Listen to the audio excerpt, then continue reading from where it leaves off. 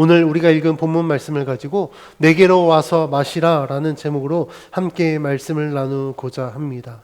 오늘 말씀은 이 초막절 이제 마지막 그 날에 예수님께서 그 모인 자들에게 말씀을 전하는 그 내용을 담고 있습니다. 초막절의 하이라이트는 예수님이 자신이 그리스도이자 영원히 목마르지 아니할 생수가 되신다는 그 사실을 선포하는 것으로 마무리가 되는데 37절 오늘 우리가 읽은 본문 말씀에 보니까 명절 끝날이라고 표현된 이 말씀을 통하여서 우리는 지금 초막절이 계속해서 진행되다가 이제 마지막 날이 되었구나라는 것을 알 수 있습니다. 이 날이 결정적인 순간이 되는 이유는요, 초막절에 이 행하는 유대인들의 의식을 우리가 통해서 알 수 있는데, 초막절이 되면 유대인들은 제사장들, 첫째 날부터 여섯째 날까지 제사장들이 앞장을 서고 그 많은 사람들이 그 뒤에 행렬을 이루어서 하루에 한 번씩 실로암 목가에 물을 떠다가 제단에 붓습니다.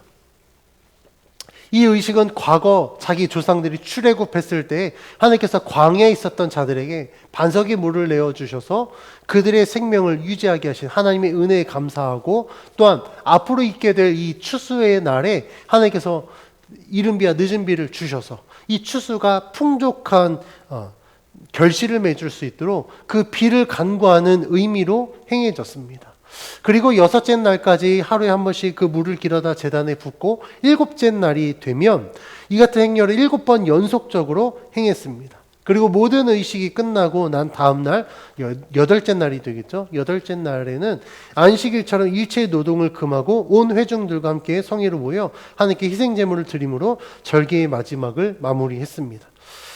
그래서 오늘 본문에 이제 명절 끝날이라고 이야기하는데, 이 명절 끝날에 대해서는 두 가지 견해가 있습니다. 과연 이 명절 끝날이 일곱째 되는 날이냐 아니면 여덟째 되는 날이냐, 이 두 가지 견해가 있는데, 왜 두 가지 견해로 나누어지냐면 명절 자체는 신명기나 에스겔서에 보면 일곱째 7일 동안이라고 명시되어 있습니다. 그러니까 초막절을 7일이라고 규정했기 때문에 그럼 일곱째 날이 명절 마지막 날이다 라고 주장할 수 있지만, 또한 레위기 말씀에 보면 제8일 곧 안식일도 그 기간으로 간주합니다.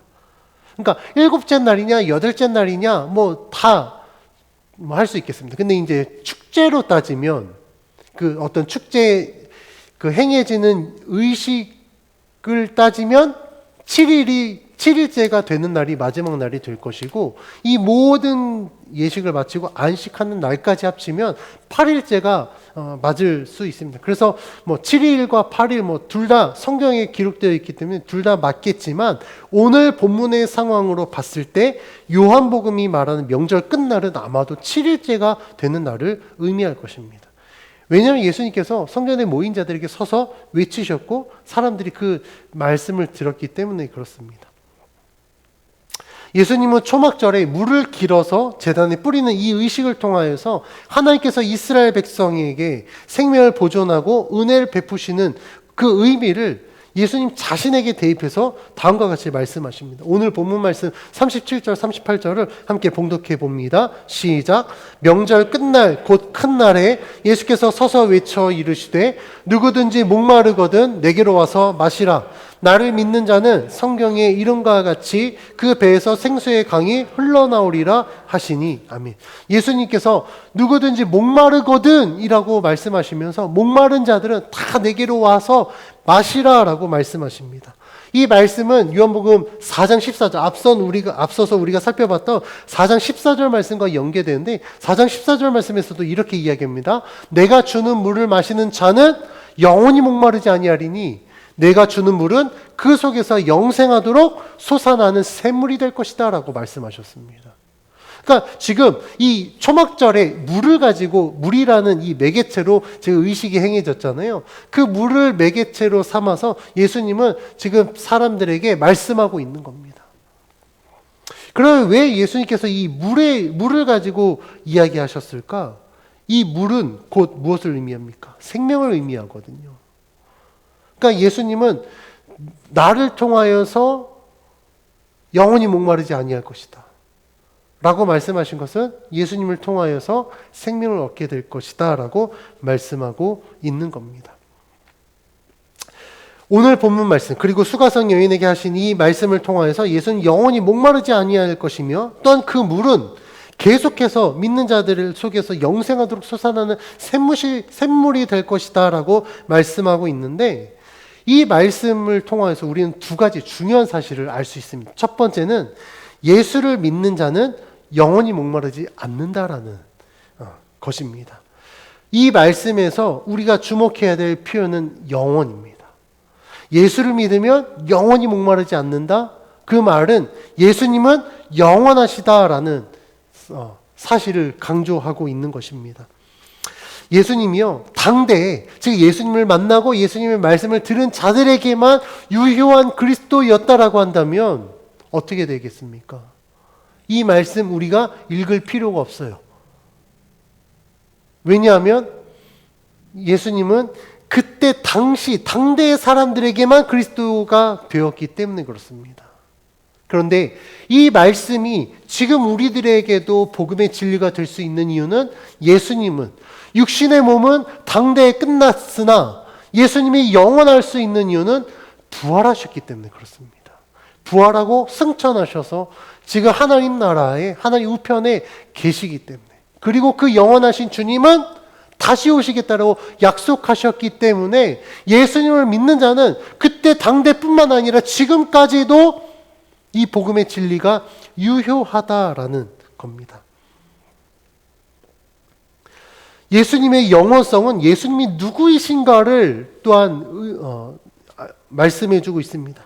예수님이 영원하시다라는 사실은 예수님은 요셉의 아들, 목수의 아들이 아니라 하나님의 아들이시자 그분이 곧 하나님이다라는 사실을 강조하고 있습니다. 우리가 요한복음 1장 1절 말씀에서 이렇게 이야기하죠. 태초에 말씀이 계시니라, 이 말씀이 하나님과 함께 계셨으니 이 말씀은 곧 하나님이시다라고 이야기하면서 예수님이 곧 말씀이시고 그 말씀이신 예수님은 하나님이시다라고 요한복음은 시작하고 있습니다. 또한 1장 3절에서 만물이 그로 말미암아 지은 바 되었다라고 이야기합니다. 그러니까 예수님이 영원한 존재다라는 사실을 지금 요한복음 말씀을 통해서 우리가 알 수 있는데, 예수님은 창조 때 계셨고 지금 이 말씀이 기록된 이 당대에도 계셨고 앞으로도 계실 분이다 라는 것을 통해서 예수님 영원하시다. 그렇기 때문에 예수 그리스도를 믿으면 그 믿음으로 말미암아 영원하신 예수님이 우리들의 목마름을 채워주실 것이다 라고 말씀하고 있습니다.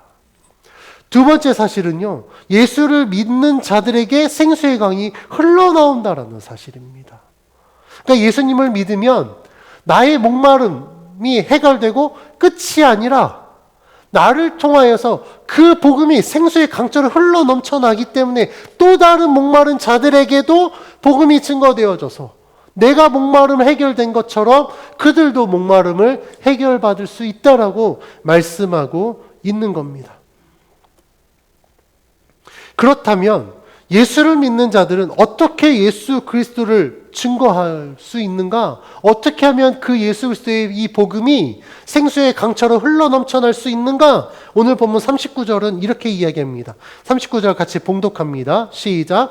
이는 그를 믿는 자들이 받을 성령을 가리켜 말씀하신 것이라. 예수께서 아직 영광을 받지 아니하셨으므로 성령이 아직 그들에게 계시지 아니하시더라. 아멘. 39절에 기록되어 있듯이 생수의 강은 예수님을 믿는 자들이 받을 성령을 의미합니다. 오늘 본문이 성령에 대해서 미래형으로 기록하고 있는 이유는 아직 믿는 자들에게 성령이 계시지 않기 때문에 그렇습니다. 그럼 왜 아직 성령이 계시지 않느냐? 성령은요, 예수님이 십자가에 못 박혀 죽으시고 부활하셔서 승천하고 난 이후에 주님이 보혜사, 주님이 보내실 성령이기 때문에 그렇습니다. 지금은 아직 예수님이 행하시는 그 사역들을 통하여서 사람들이 구원의 길로 인도되어지기 때문에 그렇습니다. 그런데 예수님께서 14장에서 예수님이 제자들에게 약속하시죠? 내가 너희들에게 보내실 성령, 그 보혜사 성령을 기다리라고 말씀하셨고, 또한 그 말씀이 요한복음 2장에 제자들이 마가의 다락방에서 전심으로 기도했을 때 성령이 불의 혀와 같이 그들에게 임하게 됩니다. 그 결과가 어떻게 됐는가? 그 결과, 성령 충만함을 받은 자들이 말씀의 뜻대로 살고 예수 그리스도를 증거하여서 날마다 믿는 자의 수가 늘어났다라고 요한복음은 말씀하고 있습니다. 즉, 우리 가운데 생수의 강이 흘러 넘쳐난다라는 것은 내가 예수 그리스도를 믿으면 그 믿음으로 말미암아 주의 성령이 우리 가운데 내주하시고 내 안에 내주하신 성령께서 우리의 삶 가운데 역사하셔서 예수 그리스도의 복음이 증거될 수 있도록 인도하신다라는 겁니다. 그러면 우리는 성령이 우리들에게 왜 필요한가 그 이유를 알게 됩니다. 성령이 왜 필요하다고요? 첫째는 하나님의 말씀을 믿어야 되기 때문에, 둘째는 내가 그 말씀의 뜻에 순종하기 위하여서, 셋째는 내가 그 순종하는 삶을 통해서 나를 통하여 말씀이 증거되어지기 위해서 성령이 필요한 것입니다. 그런데요, 대부분의 성도들이요, 이 성령에 대해서 굉장히 많이 오해하는 측면들이 있습니다. 우리 성도님들 성령 하나님 하면 가장 먼저 떠오르는 게 어떤 게 떠오르십니까? 성령 하면 뭔가 신비로움이 막 떠오르는 사람들이 있어요. 왜 그러냐면 성령의 역사라고 하는 많은 일들 중에서 은사들이 이게 막 증거들로 나타나거든요. 막 방언을 하고, 그 방언을 하는데 통변의 은사로 그 방언이 통변이 되고, 그 통변이 되면서 막 예언이 나가고, 어떤 경우에는 막 신의 은사라고 해서 병이 막 낫고, 이런 막 신비적인 것들을 체험하다 보니 성령하면 굉장히 신비로움을 추구하게 됩니다. 그렇다 보니 성령에 대해서 지나치게 신비로움만 강조하거나 아니면 현실과 굉장히 동떨어진 어떤 존재로 성령 하나님을 인식하게 된다라는 거예요. 그런데요, 성령에 대한 이런 오해는 우리들의 신앙을 바르게 성장하게 하는 것이 아니라 오히려 우리의 신앙을 굉장히 왜곡되게 만듭니다. 심지어는 신앙을 아예 그냥 무너뜨리게 만든다라는 거예요. 우리에게 성령이 필요한 이유는 예수님이 요한복음 14장 26절에 이렇게 말씀하고 있습니다. 보혜사 곧 아버지께서 내 이름으로 보내실 성령, 이 성령이 무슨 역할을 하느냐? 그가 너희에게 모든 것을 가르치고 내가 너희에게 말한 모든 것을 생각나게 할 것이다 라고 말씀하고 있습니다. 그러니까 성령이 우리들에게 왜 필요하다고요? 하나님의 말씀을 깨닫고 믿기 위해서 성령이 필요한 거예요. 하나님의 말씀이 성령의 감동으로 기록되어 있습니다. 이 말씀을 우리가 믿기 위해서는 어떤 지적인 것들로 이 말씀을 해석한다고 해서 그 말씀이 믿어지는 게 절대 아니라는 거예요. 우리가 이 말씀을 믿을 수 있는 것은 주의 성령께서 우리 가운데 내주하셔서 우리를 하여금 깨닫게 하여 주실 때 그 말씀이 믿어지는 겁니다. 그러니까 우리들에게 성령이 왜 필요한가? 방언하고 막 어떤 신비적인 은사주의로 막 그렇게 하려고 성령이 필요한 게 아니라 내가 예수 그리스도를 잘 믿기 위해서 성령이 필요하다라는 겁니다.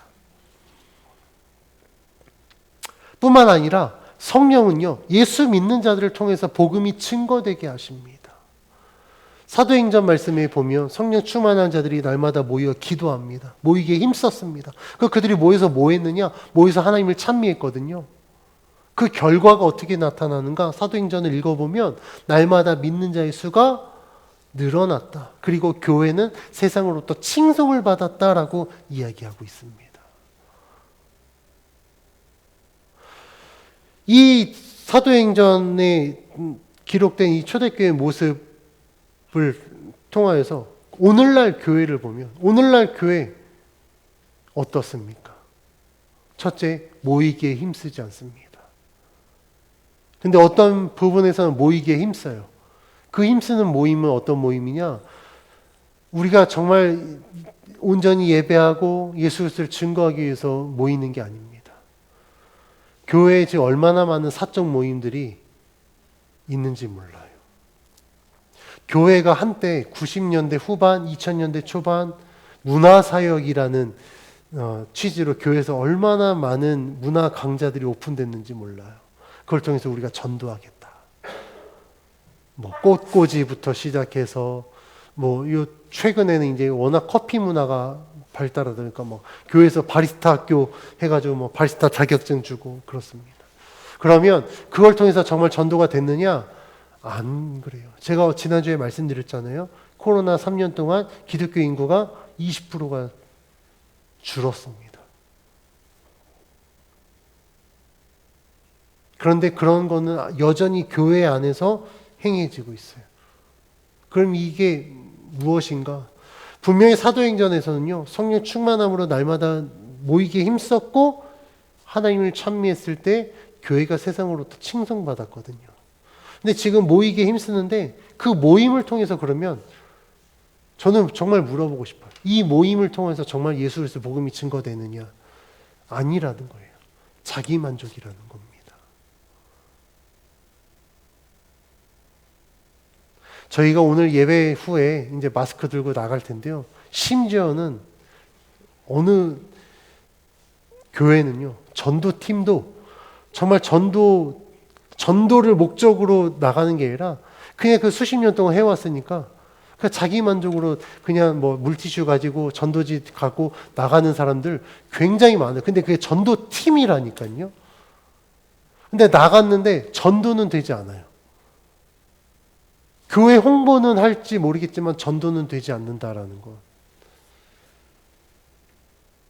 왜 그러느냐? 그 가운데 성령의 역사가 없기 때문에 그렇습니다. 성령은요, 반드시 우리가 예수 그리스도를 믿게 하실 뿐만 아니라 내가 예수 그리스도를 믿으면 그 믿는 자들을 통하여서 복음이 증거될 수 있도록 인도하십니다. 그래서 오늘 말씀에 생수의 강이 흘러 넘쳐날 것이다 라는 것은 성령이 내 안에 역사하시면 나를 통해서 계속해서 복음이 증거된다라는 거예요.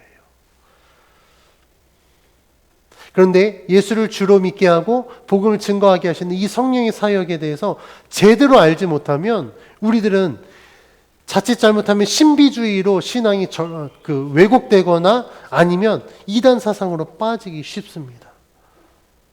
그래서 우리들은 성령은 어떤 존재이냐? 성령은 우리로 하여금 예수 그리스도를 믿게 하고 말씀에 순종하게 하시며 복음을 증거하게 하신다. 그걸 위해서 은사도 주시고 뭐 여러 가지 많은 일들을 행하신다라는 것을 분명히 기억하셔야 됩니다.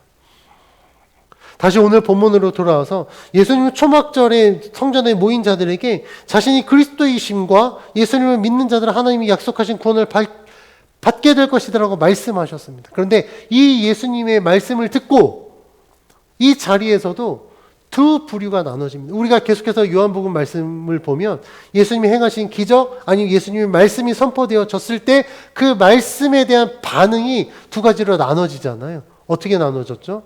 예수님을 보고 저분은 그리스도다라고 믿는 자들이 있는가 하면 그것을 오히려 더 극심하게 반대하고 예수를 잡으려고 하는 이 두 부류로 나누어집니다.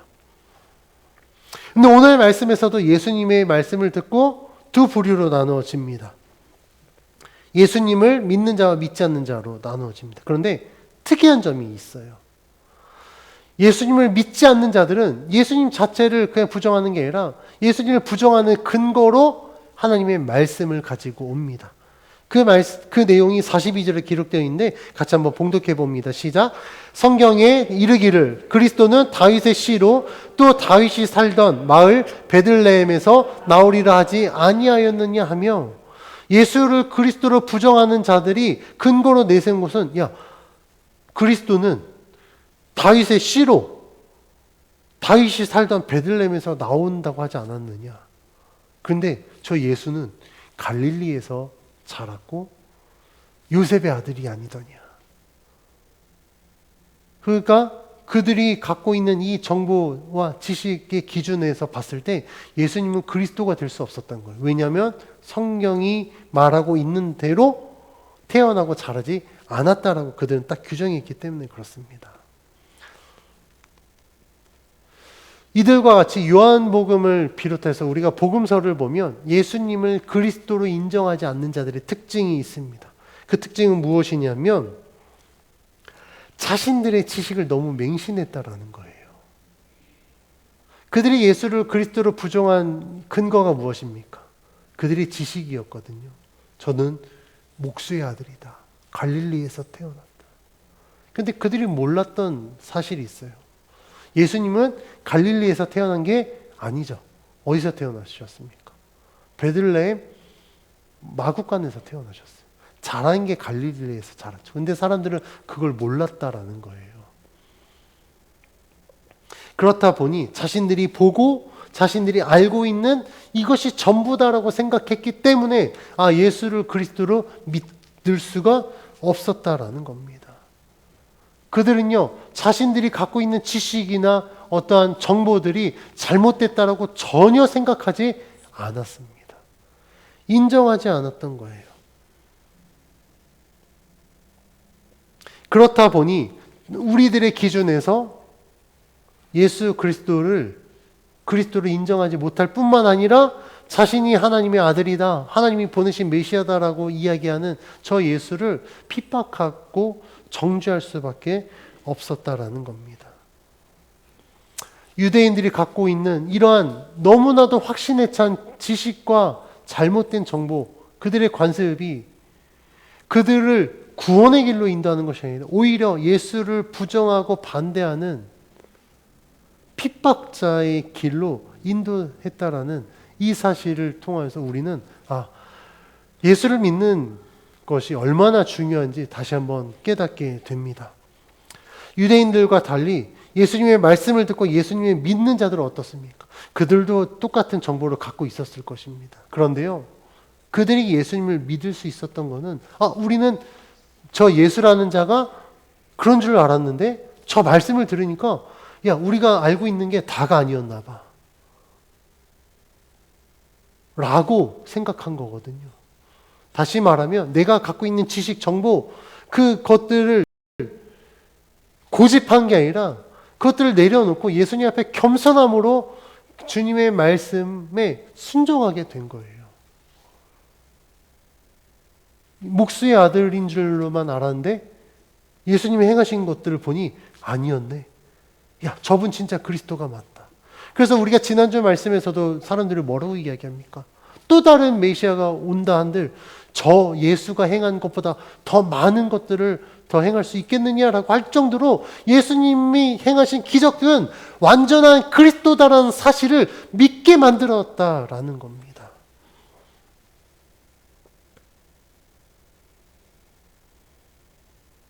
우리가 이 말씀을 통해서 알 수 있는 건 똑같은 자리에서 똑같은 말씀을 듣고 똑같은 것을 경험할지라도 자신의 것을 고집하는 자는 끝까지 예수를 못 믿는구나. 그런데 자신의 것을 내려놓고 지금 나에게 주시는 하나님의 말씀 앞에 겸손함으로 순종하면 저들은 예수를 믿는구나 라는 것을 깨닫게 된다는 거예요. 지금 이 자리에서 예수를 믿는 자, 믿고 믿지 않는 자들이, 예수를 믿지 않는 자는 유대인이고 믿는 자는 이방인이다가 아니라 유대인 안에서도 어떤 자는 예수님을 믿었고 어떤 자는 예수님을 믿지 않았다라는 겁니다.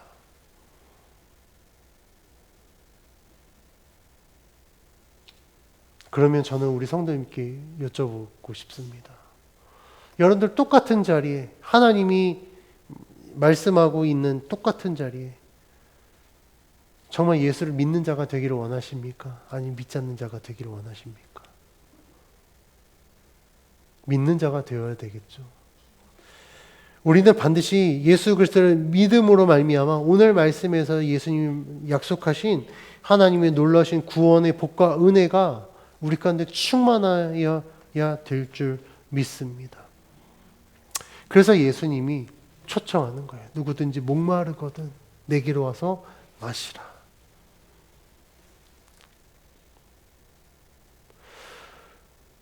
어떤 사람들이 목마른 자인가?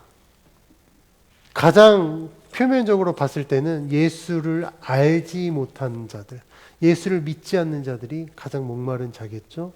그런데 예수를 믿는 자들 중에도 목마른 자들이 있습니다. 예수님을 믿는다고 하지만 그 믿음의 확신이 약해져 가는 자들이 분명히 있습니다. 제가 늘 강조하는 제 개인적 신앙과는 무엇이냐면, 우리들의 믿음은 어제보다 정말 반보라도, 아니면 반의 반보라도 어제보다는 더 나아야 된다라는 거예요. 그게 제 신앙관이고 목회관입니다. 그런데 제가 신앙생활 하면서 저도 그렇지만 신앙이 가장 확실하고 가장 그 열정이 있을 때가 언제인가 봤더니 예수를 믿은 지 얼마 안 된 초신자들이 더 신앙이 좋습니다. 신앙생활 20년, 30년 하신 분들 보면 물론 그들 중에도 굉장히 그게 막 농축되고 애기 쓰여서 정말 하나님 앞에 신실하게 예수를 믿는 분들도 있지만 그 부분들 굉장히 극소수예요. 대부분 신앙생활 20년, 30년 하면 신앙생활에 타성해졌습니다. 그러니까 신앙생활이 아니라 그냥 종교 활동하는 거예요. 너무나도 익숙한 예배 문화가 너무 익숙하니까 그냥 눈 감고도 예배 드려요. 심지어는 찬송가 너무 익숙하니까 찬송가 가사 안 보고도 불러요. 입으로는 찬송가 부르는데 머릿속은 딴 생각하고, 근데 가사 하나도 안 틀리고 찬송가 불러요. 왜 그러냐면 너무나도 타성이 젖어 있기 때문에 그렇습니다. 제가 말씀드렸죠. 설교 본문 딱 보면 오늘 설교가 어떻게 전개가 되겠구나. 대부분 안다니까요. 시편 23편 말씀 들으면 저도 그래요. 시편 23편 오늘은 그래 여호와 나의 목자시니 다 압니다. 그런데 그 타성에 젖은 신앙생활이 우리들을 얼마나 어렵게 만든지 모릅니다. 그런데요, 우리들이 목마른 자가 되었다, 우리들의 신앙이 그렇게 그냥 그 밑바닥을 보인다라는 걸 어떻게 알 수 있냐면, 우리들이 처한 상황 가운데 우리는 어떻게 대응하느냐라는 겁니다. 지금 우리가 살고 있는 이 시대에 굉장히 많은 사람들이 갈급함을 토로하고 있습니다. 왜냐하면 지금 우리가 살고 있는 이 시대 삼고 현상이라고 이야기하죠. 고물가, 고환율, 고금리 시대에 살고 있습니다. 실제로 이러한 경제 상황들로 인해서 많은 사람들이 지금 재정적으로 어려움을 토로하고 있어요. 그리고 고민하고 있습니다. 최근 몇 년 동안 부동산 가격이 폭등하면서 흔히 영끌이라고 하죠. 영혼까지 끌어모아서 집을 사놨는데, 변동금리로 대출을 받았는데 금리가 올라가다 보니 어떤 사람은 한 달에 지금 대출 이자만 거의 200만 원 가까이 낸다. 그러면 한 달 월급 400 받으면 절반이 그냥 이자로 끝나버리는 거예요. 미국 연준이 계속해서 빅스텝이라고 해서 금리를 인상하고 0.5% 이상 인상하고 있습니다. 그럼 달러가 강세화가 되거든요. 그럼 문제가 뭐냐면 전 세계적으로 전체적으로 물가가 올라요. 우리나라 같은 경우는 이 물가 영향을 받을 수밖에 없는 이유가 달러가 강세화가 되면 수입하는 원자재 값이 오르거든요. 우리나라는 원자재를 수입해서 그거를 가공해서 다시 재수출하는데, 지금 무역 수지가 계속해서 적자폭을 이루는 이유는 수출은 굉장히 많이 하고 있는데 원자재 값이 폭등하다 보니 팔아도 이윤이 남는 게 아니에요. 지금 우리가 살고 있는 시대가 이러한 시대입니다. 그래서 제가 이번 주에 여러 사람 만나는데, 불신자도 만났고 예수 믿는 자들도 만나는데, 다 같이 하나같이 하는 이유가 물질에 대한 이 고민들을 이야기하더라고요. 그래서 저한테 질문을 합니다. 당신은 그런 고민 안 합니까? 제가 뭐라고 대답했겠습니까? 안 한다고 이야기했어요. 근데 깜짝 놀라더라고요. 심지어 예수 믿는 집사님도 저한테 물어봐요. 진짜 안 하시는 게 맞냐고. 안 한다. 어떻게 그럴 수 있냐. 하나님께 다 맡겼으니까. 제가 이야기했습니다. 제가 믿는 자 믿지 않는 자 똑같이 이번 주에 제가 한 5명한테 이야기했거든요. 날수로 따져보니까 거의 매일 이야기를 한 것 같아요. 예수 믿는 자가 갖고 있는 가장 큰 강점은 우리가 살고 있는 환경과 여건에 크게 구애받지 않는다라는 사실이다. 어떻게 구애받지 않을 수 있느냐? 내가 믿는 하나님께서 상황과 여건 상관없이 하나님은 살아계시니까. 고물가가 됐다. 하나님은 반드시 필요한 만큼 채워주시겠다고 약속하셨기 때문에 예수 믿는 우리들은 무엇을 먹을까 입을까 마실까 염려하지 않고 먼저 그의 나라와 의를 구한다. 그러면 하나님이 때에 따라 채워주신다라고 제가 이야기를 했습니다. 이거는요, 이론적 가능성 가지고 이야기한 게 아니라 실제로 저는 지금까지 저의 삶 가운데 하나님이 그렇게 역사하셨기 때문에 제가 이렇게 고백할 수 있는 것입니다. 그래서 제가 저의 인생을 통해서 하나님이 어떻게 역사하셨는가 봤더니 하나님은요, 저의 인생에 풍족하게 채우시지는 않았어요. 정말 남을 만큼 채우시지는 않았습니다. 하지만 하나님이 언제나 저에게 부족함 없이 채우셨어요. 남으면 더 좋았겠죠? 그런데 아마 남고 풍족하게 했으면 제가 이런 고백 못했을 겁니다. 근데 저는 지금도 믿습니다. 하나님 풍족하게는 아니겠으나 늘 부족하지 않게 채워주신다. 그러다 보니 저는 욕심이 없어요. 그래서 제가 오늘 이 설교를 준비하고 제가 저희 아내한테 물어봤거든요. 당신이 봤을 때 나는 욕심이 있는 것 같냐, 없는 것 같냐? 저는 욕심 없지 그런데 없진 않지라고 이야기하더라고요. 더 내려놔야겠구나. 더 내려놔야겠구나. 그러니까 물질적인 욕심은 없는데 다른 욕심이 있다라고 이제 이야기를 하더라고요. 그래 주님 제가 더 내려놓겠습니다. 욕심이 없다라는 건 무엇을 의미하냐면 그만큼 내가 하나님께 맡겨드린다는 것을 의미합니다. 지금 우리가 살고 있는 이 시대 가운데 제가 이번 주에 지금 만난 사람들만 해도 지금 다 고민들이 너무너무 많아요. 먹고 사는 문제 때문에 고민이 너무 많습니다. 그 사람들에게 제가 계속해서 이야기했습니다. 내가 새로운 직장, 어떤 새로운 돈 벌 수 있는 어떤 아이템을 내가 줄 수는 없다. 왜냐하면 내가 그 일을 하는 게 아니기 때문에. 그러나 내가 당신들에게 할 수 있는 건 하나님은 정말 살아계시다. 하나님을 믿으면 지금 당신이 하는 고민, 그게 고민거리가 되지 않을 것이다. 그래서 내가 기도해 주겠다. 내가 기도하겠다. 내가 믿는 하나님을 당신도 믿어봐라. 그래서 제가 동생들한테 너도 믿어봐라. 제가 막 통화하면 만나서 이야기하면 오만 고민거리가 있어서 다 나한테 얘기해. 내가 다 기도해 줄게. 하나님 반드시 해 주실 것이다. 그러나 너가 지금 당장 하나님을 믿지 않지만 내가 기도한다는 사실을 분명히 기억해라. 라고 이야기했습니다.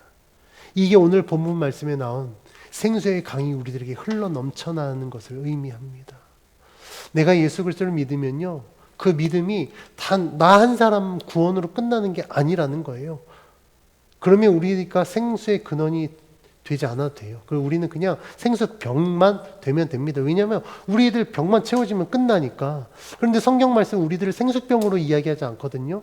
생수의 근원이라고 이야기해요.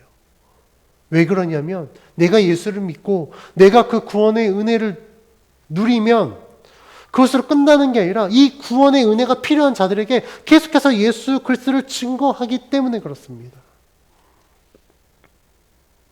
그 증거, 그 역사를 누가 하신다고요? 오늘 말씀에서 언급된 성령이 하신다고요. 그래서 예수 믿는 우리들에게 성령이 필요한 이유는 어떤 은사를 받고 막 복을 누리고 막 신비적인 어떤 현상들 때문에 성령이 필요한 게 아니라 내가 예수 그리스도를 잘 믿고 내가 믿는 예수 그리스도를 증거하기 위해서 성령이 필요하다라는 거예요. 오늘 우리가 나눈 이 설교의 제목처럼 지금 주님은 우리들을 향해서 또 이 시대를 향하여서 말씀하고 있습니다. 누구든지 목마르거든 내게로 와서 마시라. 사람들은 자꾸 그 목마름을 세상의 것으로 자꾸 채우려고 해요. 그런데 절대 세상의 것은 채워지지 않습니다. 절대 채워지지 않습니다. 우리들의 이 모든 걸 채울 수 있는 것 오직 하나님이신 줄 믿습니다. 혹시 여러분들이 목마르십니까? 하나님 앞에 기도하십시오. 더 하나님 앞에 기도하십시오. 하나님이 채워주실 때까지 간절함으로 여러분들이 하나님을 찾고 찾으면 하나님 반드시 여러분들이 지금 느끼고 있는 그 갈급함을 채워주실 것입니다. 그리고 지금 세상에 얼마나 많은 사람들이 목마라 하는지 몰라요.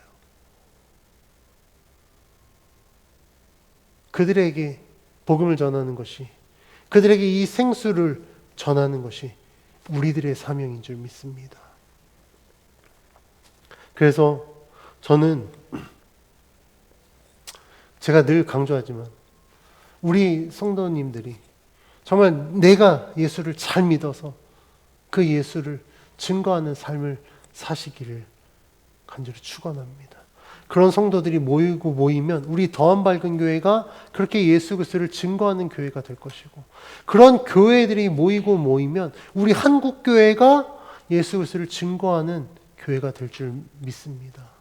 그 사역을 감당하는 우리 모두가 되길 주의 이름으로 축원합니다.